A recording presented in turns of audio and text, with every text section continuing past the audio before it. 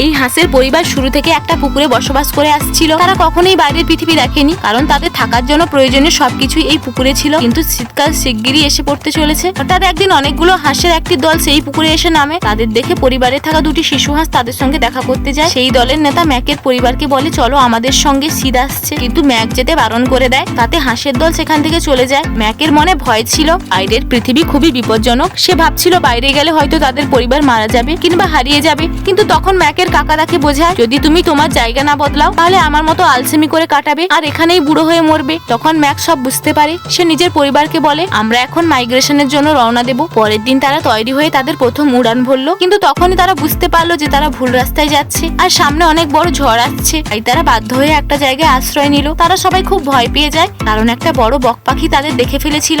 যেতে যেতে পরবর্তী পর্বের জন্য কমেন্ট করতে ভুলো না। এখন এই ছোট্ট বানরটা দেখে যদি আপনার কিউট মনে হয় তাহলে ভিডিওতে একটা লাইক দিয়ে যাবেন।